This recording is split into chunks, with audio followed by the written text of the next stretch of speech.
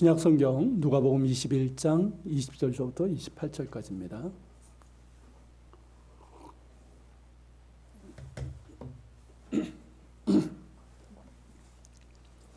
누가복음 21장 20절부터 28절까지.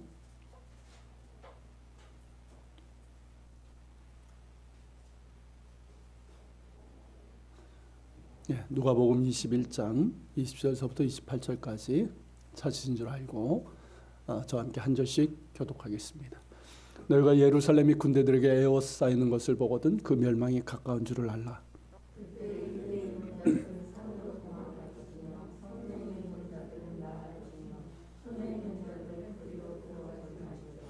이 날들은 기록된 모든 것을 이루는 징벌의 날이니라.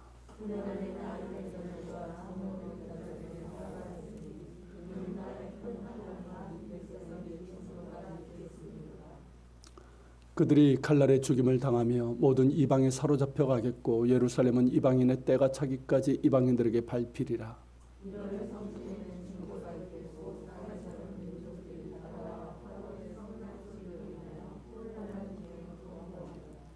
사람들이 세상에 임할 일을 생각하고 무서워함으로 기절하리니 이는 하늘의 권능들이 흔들리겠음이라.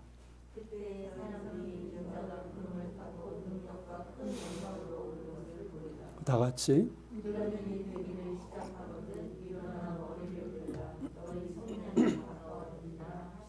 아멘.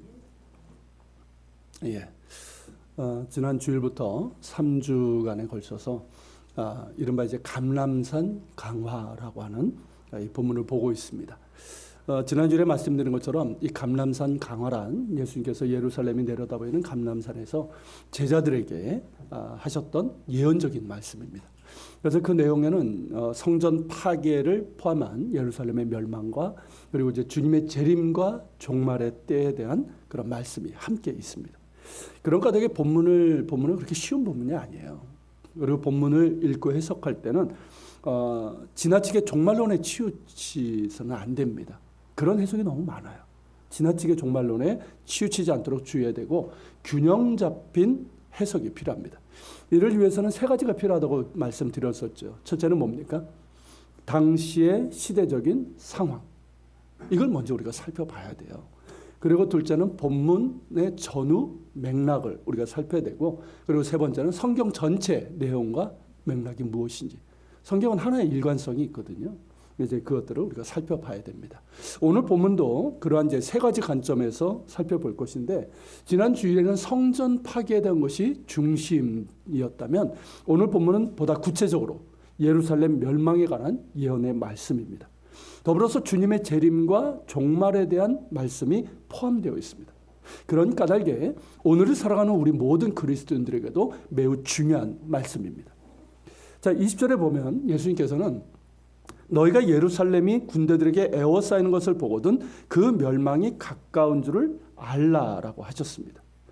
이는 지난 주일에 말씀드렸던 것처럼 주 66년에 유대인들이 이제 로마에 대해서 이제 무력 항쟁, 무장 봉기를 이제 일으키게 되는데 그것이 이제 어떠한 최후를 맞이할 것에 대한 예언적인 말씀입니다. 유대인들의 이 무장 항쟁이 굉장히 거셌습니다. 그리고 전국적으로 일어났기 때문에 로마가 결국에는 당시에 로마 제국의 최강의 부대인 10군단을 보내게 됩니다. 로마 군대는 유대 땅으로 들어오면서 곳곳에서 저항하는 유대인들을 다 진압을 했고 마침내 예루살렘을 포위했습니다. 대규모의 군대였고, 그리고 예루살렘으로 올라오는 길에 이제 많은 유대인들이 또 저항을 하지 않았습니까? 그들을 진압하고 왔기 때문에 그렇게 진군 속도는 빠르지 않았습니다. 그러니까 어떻습니까? 로마 군대가 예루살렘으로 이제 포위하러 올라오는 것과 에워싸는 그런 모든 과정을 어렵지 않게 볼 수 있었습니다. 게다가 예루살렘은 산 위에 있는 도시잖아요. 그리고 이제 예루살렘 성 안에 있는 그 가옥들의 대부분은 2층 구조였고 옥상이 평평한 구조였습니다. 그러니까 그 위에 올라가면 어떻습니까? 멀리서 로마 군대가 올라오고 포위하는 모든 과정을 어렵지 않게 볼 수 있었습니다. 그러니까 그런 것들을 보게 될 때 그것은 곧 예루살렘의 멸망이 임박한 것이다 라는 그런 말씀입니다. 자, 그렇다면 어떻게 해야 될까요? 끝까지 결사항전하면서 로마에 대항해야 될까요? 당시 상당수의 유대인들은 그렇게 했습니다. 열심당이 주도가 되었고 바리새파 역시 여기에 합류했습니다. 하지만 예수님께서는 제자들에게 이 상황이 닥치면 어떻게 하라? 21절의 말씀처럼 그것을 보거든 예루살렘 밖이죠. 이 유대 산지에 있는 사람들은 산으로, 더 높은 산으로 도망가고, 예루살렘 성 안에 있는 사람들은 가급적 빨리 빠져나오고, 그리고 지방에 있는 사람들, 시골에 있는 사람들 어쩌라? 그 도시에 들어가지 말라고 하셨습니다. 그런데 가끔 어떤 사람들은 이 상황을 보면서 왠지 비겁하고 또 자기 목숨을 건지기 위해서 민족을 배반하는 행동으로 이렇게 보여서 불편해하기도 합니다. 아마도 우리나라의 역사, 즉 일제강점기의 그런 상황과 오버랩이 돼서 그런 것 같아요. 하지만 여러분, 예루살렘의 멸망은 우리나라의 상황과는 전혀 다릅니다. 다른 여느 나라의 상황과도 다릅니다. 단순히 약소국이 강대국에서 압제를 당하고 저항하다가 처참하게 멸망하고 마는 그런 류의 이야기가 아닙니다. 예루살렘의 멸망은 22절의 말씀처럼 이 날들은 기록된 모든 것을 이루는 징벌의 날이기 때문입니다. 자, 기록된 모든 것은 뭘까요? 구약 성경에 기록된 모든 경고의 징벌을 말합니다. 자, 구약 성경을 보면요, 하나님께서 이스라엘 민족을 택하신 이유가 나오죠. 자, 그들이 강하고 뛰어나서일까요? 아니에요. 정반대로 그들이 약해서 미천해서입니다. 즉 그들을 택하신 이유는 그들에게 그 이유가 있는 것이 아니라 하나님의 주권적인 은혜라는 말이에요. 이는 우리도 마찬가지죠. 하나님께서 우리를 택하신 이유는 뭡니까? 우리가 잘나서일까요? 여러분들이 잘나서? 아니에요. 우린 그저 죄인이고 그저 하나님께 대적하던 반역자들일 뿐이었습니다. 오직 하나님의 주권적인 은혜로 예수 그리스도 안에서 우리를 택하신 것입니다. 할렐루야. 그리고 출애굽기 19장 6절에 그들을 택하신 이유가 나옵니다. 너희가 내게 대하여 제사장 나라가 되며 거룩한 백성이 되리라는 이 말씀입니다. 자, 제사장 나라가 되고 하나님께 대하여 제사장 나라가 되고 거룩한 백성이 되는 것입니다. 그것이 그들의 정체성이고 그들의 사명이고 그들의 존재 이유예요. 여러분, 이것은 우리도 똑같습니다. 자, 제사장 나라라는 게 뭡니까? 제사장은 하나님과 백성 사이의 중재자의 역할을 했습니다. 그와 같이 이스라엘 민족은 하나님과 세계 열방 사이에서 중재자 역할을 해야 된다는 것이죠. 그래서 다들 우상을 섬기지 않습니까? 죽은 그런 신들을 섬기고 있는데 이스라엘의 하나님, 야훼 하나님만이 살아계신 참 하나님이시라는 것을 이스라엘 민족이 열방 가운데 나타내고 하나님의 영광을 드러내야 된다는 것이죠.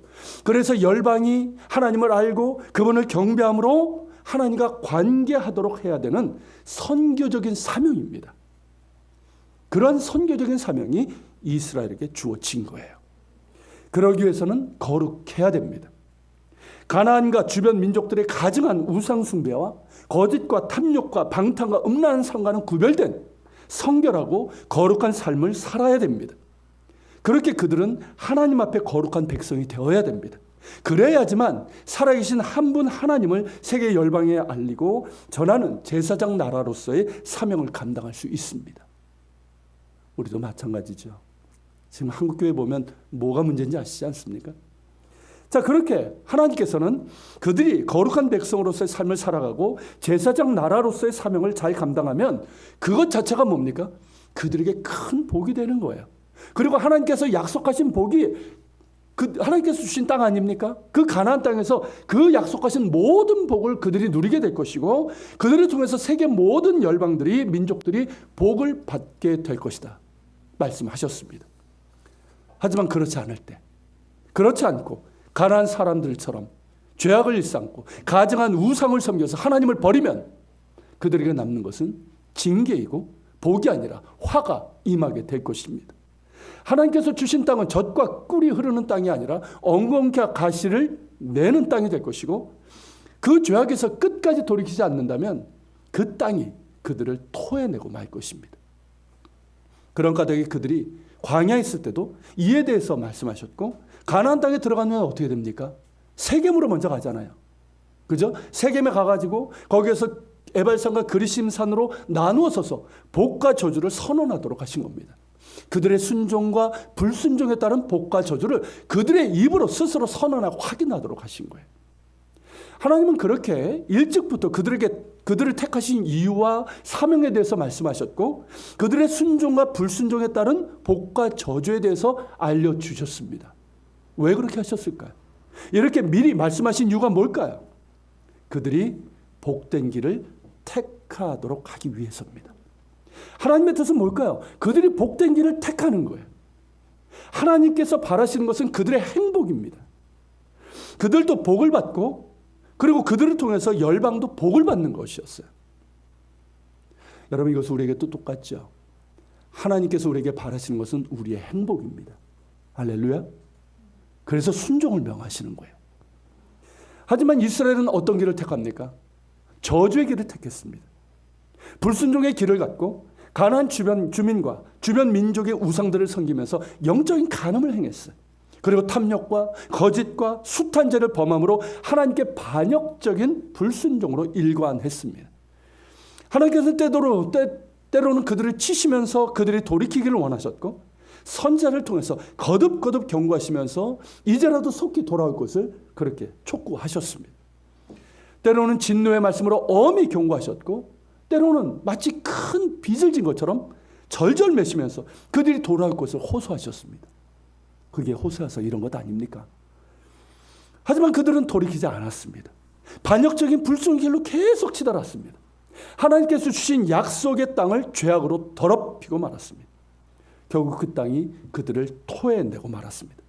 북왕국은 아수르에서 패망하고 포로로 끌려가고 남왕국은 바벨론에서 멸망하여 포로로 끌려가고 말았습니다. 그리고 그들이 자랑하고 이것으로 인해서 우리는 안전하다고 생각했던 성전도 파괴되고 말았습니다. 이스라엘 사람들은 성전이 우리 가운데 있으므로 우리는 안전하다. 예루살렘은 안전하다고 그렇게 믿었습니다. 그렇지만 하나님을 경외함도 없고 순종함도 없는 그런 음란한 탐욕의 소굴이요 강도의 소굴이 되어버린 성전은 더 이상 하나님의 전이 아닙니다. 하나님께서는 선지자를 통해서 뭐라고 말씀하셨습니까? 너희들의 피 묻은 손으로 인해서 너희들의 범죄함으로 인해서 내가 더 이상 이 성전에 거할 수 없다라고 하셨습니다. 내가 떠났다고 하셨습니다. 그리고 너희들이 돌이키지 않으면 이 성전도 그리고 이 성전이 있는 이 성읍 예루살렘도 이방인들에게 짓밟히고 말 것이라고 경고하셨는데 그렇게 되고 만 것입니다. 이미 바벨론에 의해서 그런 일을 한번 겪지 않았습니까? 그럼에도 불구하고 이들은 또다시 멸망의 길로 가고 맙니다. 여러분, 이것을 보면서 어떤 생각이 드십니까? 이게 죄인된 인간의 어리석음이에요. 그런 엄청난 재앙을 겪었음에도 불구하고 또다시 그 길을 갑니다. 여러분, 인간의 이 무지함이 얼마나, 어리석음이 얼마나 큰지 아십니까? 이게 인간의 악함이에요. 게다가 성경을 통해서 약속하신 메시아 왕께서 오셨습니다. 그런데 자신들의 왕을 거부하고 십자가로 내몬 그들에게 남은 것이 과연 무엇이겠습니까? 메시아신 예수님을 통해서 임한 하나님 나라를 거절한 그들에게 남은 것이 뭐가 있겠습니까? 징벌밖에 없는 것이죠. 성경을 통해서 수없이 경고하셨음에도 그들은 스스로 성경의 모든 징벌을 택했고 그 징벌의 날은 머지않아 왔습니다. 그것이 바로 주 70년 예루살렘의 멸망이에요. 그러니까 우리나라의 일제강점기나 다른 어떤 나라들의 멸망의 어떤 역사와는 다른 것입니다. 하나님의 은혜로 택함받은 백성이 하나님께 대해서 반역적인 불순종으로 일관함으로 인해서 하나님을 버렸을 때 그들에게 임한 징벌의 날이 바로 예루살렘의 멸망입니다. 그 징벌은 참으로 엄청나고 처참했습니다. 이 엄청난 재앙의 날에 가장 고통스러운 사람은 누굴까요? 21절의 말씀, 23절의 말씀처럼 아이를 뵌 자들과 젖먹이는 자들일 겁니다. 그렇지 않겠습니까? 그러나 그들 모두는 그 징벌의 날을 피할 수 없었습니다. 감당해야 했습니다. 수많은 사람들이 칼날의 죽임을 당하였고 이방인들에게 포로로 끌려갔습니다. 당시에 이 상황, 예루살렘이 함락되고 멸망하는 이 모든 상황을 목격하고 기록한 유대 역사가 요세푸스의 기록에 따르면 이때 죽은 유대인이 110만 명이었습니다. 그리고 포로로 끌려간 수가 10만 명에 달했습니다. 그 외에도 얼마나 큰 재앙이 그들에게 임했는지 모릅니다. 그리고 예수님께서는 예루살렘은 이방인의 때가 차기까지 이방인들에게 밟히라고 하셨습니다. 자, 이방인에 따라 무슨 뜻일까요? 이방인의 이방인들이 예루살렘을 지배하는 때를 말합니다. 그 때가 차기까지 예루살렘은 이방인들에게 밟히리라. 즉 이방인들의 지배하에 있게 될 것이라는 말씀입니다. 실제로 어떻게 됩니까? 주 70년 예루살렘이 멸망하고 나서 그 땅은 계속해서 이방인들의 지배하에 있게 됩니다. 초기에는 유대인들이 아예 그 땅에 살지 못했어요. 예루살렘에는. 유대 땅에서도 다 추방되지 않았습니까? 그리고 로마 이후의 여러 민족들이, 그리고 그 이후에는 이슬람이 지배를 했고 근대에는 영국이 지배를 했습니다. 그리고 마침내 이방인의 때가 찼고 비로소 그 땅이 이방인들의 지배에서 벗어나게 됩니다.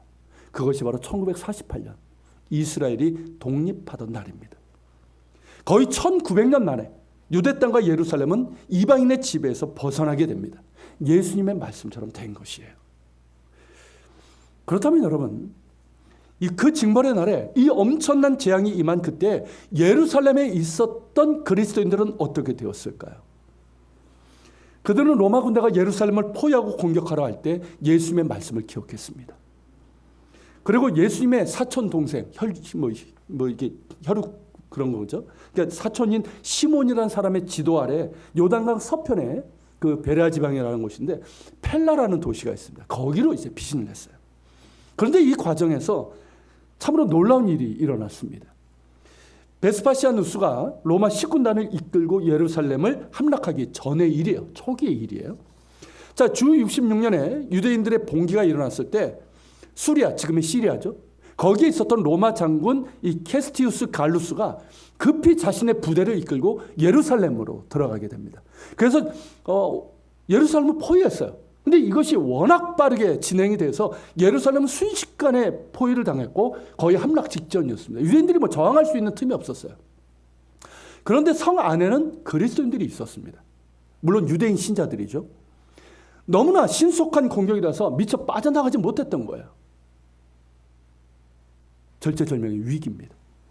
그런데 그때 놀라운 일이 일어났는데 성공적으로 성을 포위하고 거의 함락 직전까지 갔던 이 캐스티우스 장군이 아무런 까닭도 없이 군대를 철수한 거예요.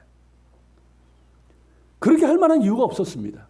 성공적으로 예루살렘을 포위했고 함락 직전이었어요. 그리고 유대인들도 아무런 준비가 안 됐으니까 어떻습니까?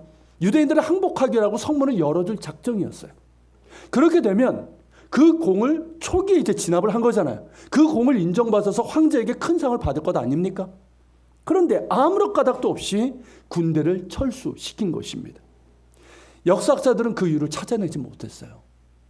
그래서 기록하기를 아무런 까닭도 없이 군대를 철수시켰다라고만 기록하고 있습니다.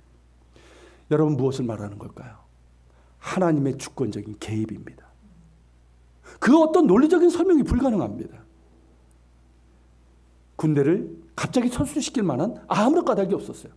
이는 성 안에 있는 그리스도인들을 보호하고자 하신 하나님의 주권적인 개입이었고, 이로 인해서 성 안에 있던 신자들은 안전하게 탈출하게 됩니다. 그리고 얼마 지나지 않아서 이 캐스티우스는 재공격을 했고 베스파시아누스가 그의 아들 티투스와 함께 로마 식군단을 이끌고 왔습니다. 예루살렘은 겹겹이 포위를 당했고 결상전했지만 결국 처참하고 완벽하게 파괴되고 멸망하게 됩니다. 그러나 하나님의 주권적인 개입으로 인해서, 그리고 예수님의 이 말씀을 기억하면서 순종함으로 인해서 주 70년 예루살렘 함락이라는 이 휘몰아친 대재앙에서 신자들은 단 한 명도 죽임을 당하지 않았습니다. 그렇게 성전 파괴를 포함한 예루살렘 멸망에 대한 이 예언의 말씀은 모두 이루어졌습니다. 문제는 25절부터예요. 자, 이 부분도 예루살렘의 멸망에 관한 말씀인가 아니면 예수님의 재림과 종말에 대한 말씀인가 하는 것입니다. 쉬운 부분이 아니에요. 간단하게 제가 말씀을 드리면 두 부분이 같이 있습니다. 예루살렘의 멸망에 관한 것과 주님의 재림과 종말에 대한 말씀이 같이 있어요. 25절, 26절은 1차적으로 예루살렘 멸망에 대한 말씀입니다. 이것을 자꾸 종말에 맞추는데 아니에요. 이건 예루살렘 멸망에 대한 말씀입니다. 자, 25절에 보면 뭐라고 되어 있습니까? 이럴 성신에는 징조가 있겠고, 그러니까 우주적인 어떤 징조가 있을 거라는 거죠. 그리고 땅에서는 민족들이 바다와 파도의 성난 소리로 인하여 혼란한 중에 곤고하리라는 말씀인데, 이 말씀은 뭡니까? 지난주에 말씀 기억나십니까? 이거는 뭐냐면 성경에서 어느 나라나 국가가 엄청난 재앙과 멸망을 당할 때 표현하는 그런 이제 사용되는 말들입니다. 그런 엄청난 재앙과 처참한 멸망이 예루살렘에 임할 것이라는 말씀이고, 그런 까닭에 26절에서처럼 사람들이 세상에 임할 일을 생각하고 무서움으로 기절할 정도가 되었다는 거예요. 그만큼, 그리고 하늘의 권능, 하늘의 이제 모든 천체를 말합니다. 그런 것들이 흔들리는 것 같은 엄청난 재앙이 임할 것이라는 말씀이에요. 즉 이러한 묘사는 뭐냐면 성경에서 엄청난 재앙과 처참한 멸망을 나타내는 상징적인 표현이라는 거예요. 그러므로 이 부분을 가지고 재림의 때에 1월 성신의 우주적인 징조가 나타나고 전 지구적인 재앙과 혼란이 있을 것이라고 해석하는 것은 옳은 해석이 아닙니다. 지금의 코로나 팬데믹을 가지고 뭐 종말의 징조다 이렇게 얘기하는 것도 그렇게 옳은 해석이 아니에요. 재림의 징조는요, 사실 특별한 것이 없다고 하는 것이 맞습니다. 여러분, 예수님께서 말씀하신 게 가장 분명하잖아요. 예수님께서 재림의 징조에서 말씀하신 게 있어요. 뭘까요? 인자의 때, 즉 예수님께서 다시 오실 그때의 상황은 어느 때와 같을 것이다? 어느 때와? 노아의 때와 같을 것이다. 기억나십니까? 그 말씀도 우리가 나눴는데, 자, 노아의 때처럼 뭡니까? 먹고 마시고 장가가고 시집가고 물건을 팔고 사는 그런 상황이 될 거라는 거죠. 하나님의 구원과 심판에는 무관심합니다. 그리고 오로지 먹고 사는 일, 그리고 육체적인 쾌락과 탐욕으로 가득해서 살아가는 그런 상황이라는 것이고요. 예수님의 재림은 그런 때에 도적과 같이, 어느 때인지 몰라요, 도적과 같이 임하게 될 것이라고 하셨어요. 그러므로 예수님께서 다시 오실 때의 징조는 뭐냐면 권능과 영광 가운데 예수님께서 오시는 것, 그것뿐이라고 할 수 있어요. 그 징조를 말씀하신 것이 바로 27절입니다. 여러분 27절 한번 보세요. 화면에도 지금 보이는데, 그때 사람들이 인자가 구름을 타고 능력과 큰 영광으로 오는 것을 보리라. 여러분, 이것이 바로 재림의 징조예요. 주님은 다시 오실 것이고 그때 사람들은 능력과 큰 영광 가운데 오시는 주님을 보게 될 것입니다. 이것이 재림의 징조라면 징조예요. 그러므로 재림의 징조를 어떤 우주적인 어떤 격변, 뭐 블루문이니 뭐 이런 거 있잖아요. 레드문인가요? 어쨌든 이런 우주적인 격변이나 전 지구적인 재앙과 혼란 같은 데서 찾으면 안 됩니다. 물론 그런 일들이 있을 수 있어요. 그리고 우주와 지구의 역사에서, 그리고 인류의 역사에서 이런 재앙과 혼란은 늘 있어 왔습니다. 뭐 지진이 지금만 있었습니까? 예전에도 있었고요. 전염병도 마찬가지고요. 우주적인 어떤 대격변, 지구의 어떤 대격변도 과거에도 있었어요. 그리고 앞으로도 있을 것입니다. 그러나 여러분, 주님의 재림의 징조는 그런 것에 있는 것이 아니라 주님께서 능력과 큰 영광 가운데서 오시는 것 자체가 재림의 징조입니다. 믿으십니까? 기억하십시오. 우리가 재림과 관련해서 정말 유념하고 잊지 말아야 될 것은 점점 더 세상은 노아의 때와 같아질 것이라는 겁니다. 그때가 언제인지 모르지만 사람들은 그저 먹고 사는 일에만 몰두하고, 그리고 육체적인 쾌락과 탐욕에 젖어서 죄악으로 가득하게 될 때 주님께서 도적같이 오신다는 것이고, 모든 사람들이 능력과 큰 영광 가운데 오시는 주님을 보게 될 것이라는 사실이에요. 비밀리에 오시는 그런 재림 없어요. 세대주의자들이 얘기하는 것처럼 모든 사람들이 영광과 큰 능력 가운데 오시는 주님을 보게 될 것입니다. 할렐루야. 그리고 그때 끝까지 믿음을 지키고 주님과 동행한 자들은 영원한 구원을 받아 하나님 나라의 잔치에 참여하게 될 것입니다. 하지만 그렇지 않은 자들은 준엄한 심판을 받게 될 것입니다. 전 우주적인 변혁은 그 이후에 있을 것이에요. 그렇다면 주님의 다시 오심을 기다리는 자들은 무엇을 해야 될까요? 그것이 바로 28절이에요. 자, 28절 화면에 두는데 같이 한번 읽어볼까요? 이런 일이 되기를 시작하거든 일어나 머리를 들라 너희 속량이 가까웠느니라 하시더라. 여러분, 바로 이 말씀이 핵심이에요. 바로 이 말씀이 예수님께서 제자들에게, 그리고 그 위에 모든 신자들, 우리들을 포함해서 모든 신자들에게 당부하신 말씀입니다. 이 말씀은 여러분 꼭 기억하시길 바랍니다. 당시 초대교회 성도들에게 이 말씀은 더욱 실제적인 말씀이었어요. 왜냐하면 예수께서 말씀하신 이런 일들이 다 일어났잖아요. 성전이 파괴되고 예루살렘이 멸망했습니다. 그렇지만 그것은 끝이 아니라 시작이었어요. 당시 유대인들이 생각했던 것처럼 예루살렘의 멸망이고 세상의 종말이 아니라 오히려 새로운 시작이 뭡니까? 하나님 나라가 완성되는 그 시작이었어요. 그리고 계속해서 세상은 혼돈과 죄악 가운데 있을 것이고, 이 악한 세상은 예수 믿는 자들과 교회를 미워하고 박해할 것입니다. 그렇게 되지 않았습니까? 때때로 큰 재앙과 혼란이 있을 것입니다. 큰 유혹도 있을 것이고, 그래서는 안 되겠지만 교회도 타락하고 신자들이 세상 유혹과 향락에 빠져서 그릇된 삶을 살고 믿음을 저버리는 일들도 있을 것입니다. 또한 내가 그러하면서 자신이 메시아, 재림주, 구원자 하나님이라고 하는 이 거짓 이단 사이비들, 이런 자들이 곳곳에 일어날 것입니다. 그래서 믿음으로 바로 서지 못하고 말씀 가운데 서지 못한 자들을 미혹하여 멸망의 길로 이끌 것입니다. 그러나 그때 교회는, 그리고 그리스도인들은 무엇을 기억해야 할까요? 예수님의 말씀처럼 내가 그러하는 가짜들에게 미혹되어 그들을 따르는 일이 없어야 합니다. 세상에 극심한 혼란과 재앙이 일어나도 두려워하지 말아야 됩니다. 그것을 보고 종말의 징조라고 하면서 자칫 시한부 종말론에 빠져서는 안 된다는 거예요. 예수님을 믿는다는 이유로 세상이 미워하고 혹은 핍박하는 일이 있을 때도 두려워하지 말아야 됩니다. 왜 그렇습니까? 도리어 그것이 복음을 증거할 기회가 될 수 있기 때문입니다. 그때 성령께서 우리와 함께 하실 것이고 우리에게 능히 그 복음을 전할 수 있는 구변과 지혜를 주실 것이기 때문입니다. 이런 일들이 주님께서 다시 오시는 그날까지 계속 될 것입니다. 정도와 여건만 다를 뿐 계속 있을 것이고 어떤 것들은 더 심해질 것입니다. 그러나 주님의 말씀은 이런 일이 되기를 시작하거든 일어나 머리를 들라 하셨습니다. 이런 일들이 일어나고 계속되고 더욱 심해질 때 그때에도 일어나 머리를 들라고 하셨습니다. 자, 일어나 머리를 들라. 무슨 뜻일까요? 일어나 머리를 들라. 깨어있으라는 뜻이에요. 깨어있으라. 영적인 잠에 빠지지 말고 깨어있으라는 거예요. 그리고 변함없는 소망을 가지라는 거예요. 소망이 없는 자들이 머리를 숙이지 않습니까? 소망을 가지라는 거예요. 어떤 상황일지라도 어떤 곤고함이 있을지라도 개의치 말고 깨어있을 것이며 또 소망과 기대에 탄 전망을 잃지 않고 유지하라는 것이에요. 어느 시대나 혼란과 재앙이 있습니다. 그리고 이전 세대든 지금의 세대든 다음 세대든 어느 세대든 삶의 질고가 있잖아요. 젊은 세대는 젊은 세대도 그리고 나이 드신 기성세대는 기성세대도 삶의 질고가 있는 거예요. 하지만 그리스도인들이 세상을 보는 시각은 뭘까요? 우리에게 일어나는 일들, 사건 중심이 아니라 그리스도 중심입니다. 할렐루야. 우리는 사건 중심으로 세상을 보지 않아요. 그리스도 중심으로 세상을 보는 거예요. 여러분, 이것이 소망을 가진 사람들의 세계관이에요.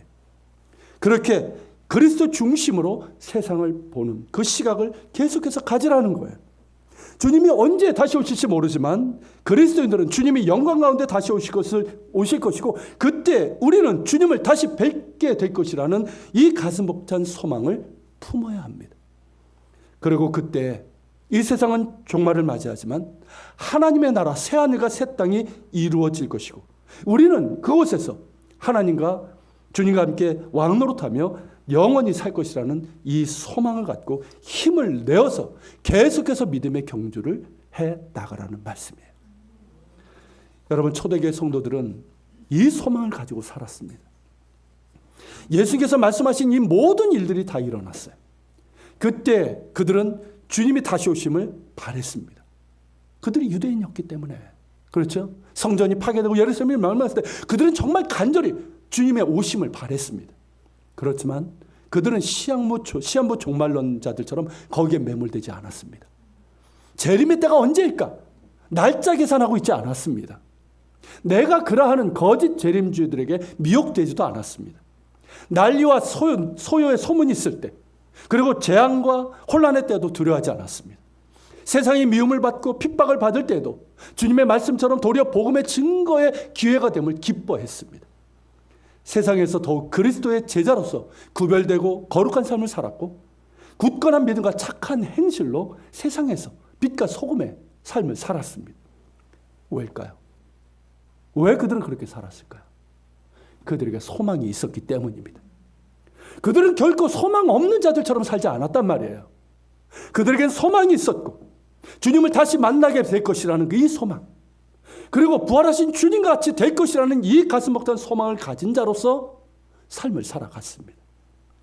그러기에 어떤 경우에도 주저앉지 않았습니다. 어떤 경우에도 실망하고 절망하지 않았습니다. 어떤 경우에도 무기력하고 세상과 타협하고 죄와 타협하는 그런 가운데서 머리를 숙이지 않았습니다. 그들은 주님의 말씀처럼 일어나 머리를 들었습니다. 평탄할 때는 이 평안을 주신 주님께 감사하며 일어나 머리를 들고 주님을 바라보며 소망했습니다. 영적인 나탐에 빠지지 않았다는 거예요. 고난과 역경의 시대, 혼란과 핍박의 시대에는 더욱더 주님을 바라보면서 일어나 머리를 들고 주님 다시 오심을 소망했습니다. 마치 당장 주님이 오실 것처럼 간절히 소망했지만 그들은 오늘 그들에게 주어진 일들에 최선을 다했습니다. 그러면서 그들을 부르신 주님의 뜻에 그들은 순종하며 살았습니다. 아무리 힘들고 아무리 바빠도, 때로는 모든 것이 억압되고 정말 제약되고 묶여버리는 그 상황에서도 그들은 주님의 다시 오심을 바라며 소망을 가지고 살았습니다. 깨어 있어서 기도했고 범사에 감사했고 기뻐하며 인내로서 자신의 영혼을 지켰습니다. 내일 당장 주님이 오시더라도 기쁨으로 주님을 맞이할 준비가 되어 있었습니다. 주님의 다시 오심은 자신들의 속량, 곧 영원한 구원이기 때문입니다. 사랑하는 여러분, 주님께서는 다시 오실 것입니다. 성경의 예언대로 예수님께서 이 땅에 오신 것처럼, 그리고 예루살렘의 멸망이 주님께서 하신 모든 말씀이 그대로 이루어진 것처럼 주님이 다시 오실 것이라는 이 약속 역시 반드시 이루어질 것입니다. 그때가 오기까지 이 세상에는 주님께서 말씀하신 이런 일들이 늘 있을 것입니다. 계속 있을 거예요. 미혹과 난리의 소요와 소문이 있을 것입니다. 그리고 자연적인 재앙도 계속해서 일어날 거예요. 전염병도 있을 것이고요. 그리고 세상으로부터의 미움과 핍박도 있을 것입니다. 그리고 우리의 각자의 삶에도 어떨까요? 평탄할 때도 있지만 그보다 더 어려움들, 정말 때로는 내가 감당할 수 없는 그런 역경도 있을 것입니다. 때로는 나를 흔드는 그런 유혹과 시험도 있을 거예요. 우리를 무기력하게 하고 믿음의 길에서 끌어내리려고 하는 악한 마귀의 장난질도 있을 것입니다. 그러나 그때 우리는 일어나 머리를 들어야 합니다. 일어나 머리를 들어야 돼요.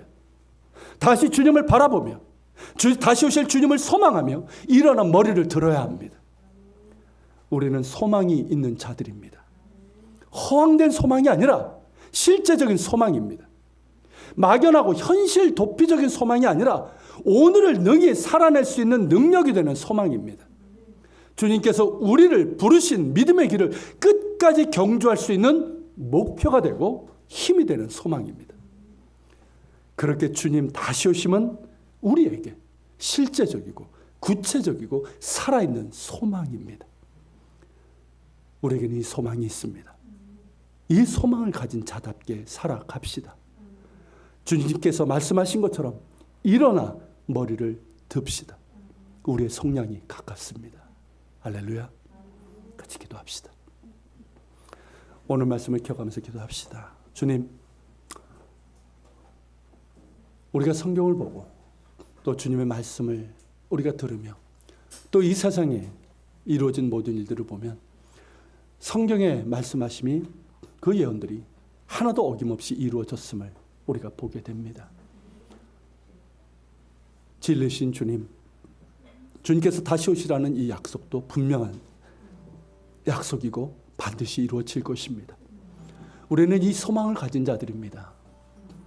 두려움의 소망이 아니라 현실 도피적인 소망이 아니라 오늘을 능히 살아낼 수 있는 능력이 되는 소망입니다. 이 소망을 가진 자답게 살게 해주소서. 하나님, 우리가 무기력에 빠져 있습니까? 영적인 나탐에 빠져 있습니까? 일어나게 하여 주옵소서. 절망하고 있습니까? 주님, 일어나게 하여 주옵소서. 머리를 들게 하소서. 일어나 머리를 들고 주님을 바라보고 이 소망을 가진 자로서 살게 하여 주시옵소서. 우리 말씀을 기억하면서 같이 기도하며 나아갑시다. 사랑하는 주님, 이 시간 기도하며 주님 앞에 나아갑니다. 거룩하신 주님 감사합니다.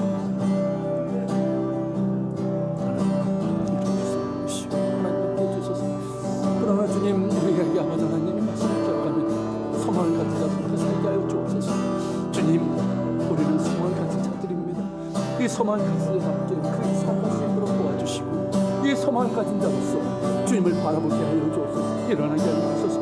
하나님, 일어나게 하시고, 하나님, 위축되는 이런 상황에서 일어나게 하여 주옵소서.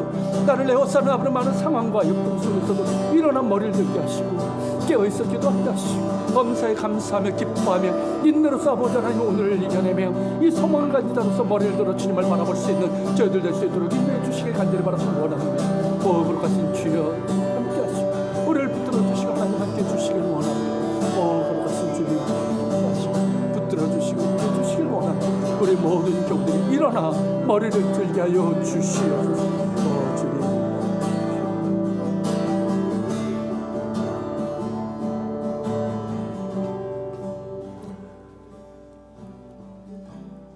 이런 일들이 되기를 시작하거든 일어나 머리를 들라 너희의 속량이 가까우미니라.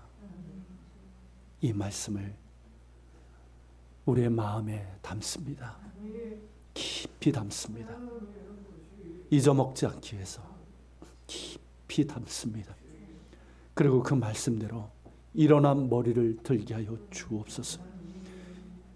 무기력과 영적인 나태함 속에 빠져 있다면 일어나 머리를 들게 하시고, 또 삶의 어려움과 역경 가운데 위축되고 실망하고 때로는 우울감에 빠져 있다면 역시 일어나 머리를 들게 하여 주옵소서. 주님 말씀하신 이런 일들은 주님 오실 때까지 계속해서 일어날 것입니다. 그리고 주님께서는 노아 때처럼 그러한 때에 도적같이 그렇게 오실 것입니다. 그때 하나님 우리가 당황하지 않길 원합니다. 오히려 하나님 기쁘게 주님을 맞이할 수 있도록 날마다 일어나 머리를 들게 하시고 그 소망을 가지고 살아가는 저희들 되게 하여 주옵소서. 그래서 오늘을 넉넉히 이겨내며 살아가게 하여 주시옵시고, 이 소망을 가진 자답게 살아감으로 주님께 영광 돌리게 하시고, 주님 언제 오시더라도 기쁨 중에 주님을 맞이할 수 있는 우리가 되게 하여 주시옵소서. 감사합니다 주님. 그리고 주님, 오늘 주님 앞에 드린 예물들이 있습니다. 10의 1조를 드렸습니다. 감사의 예물을 드렸고 주일의 예물과 선교 예물, 또 기도 예물, 섬김의 예물도 주께 드렸습니다. 하나님, 작은 것들이지만 우리의 믿음과 소망을 담아 주께 드렸습니다. 주님 기쁘게 흥망하여 주시옵소서. 받아 주시옵소서. 이걸 드린 이들에게 더 큰 믿음과 또 은혜를 허락해 주시옵소서. 이제는 우리 주 예수 그리스도의 은혜와 아버지 하나님의 그 크신 사랑과 성령님의 감화 감동 교통 역사심이 이런 일들이 시작되는 것을 보거든 일어나 머리를 들라 너의 속량이 가까웠음이라.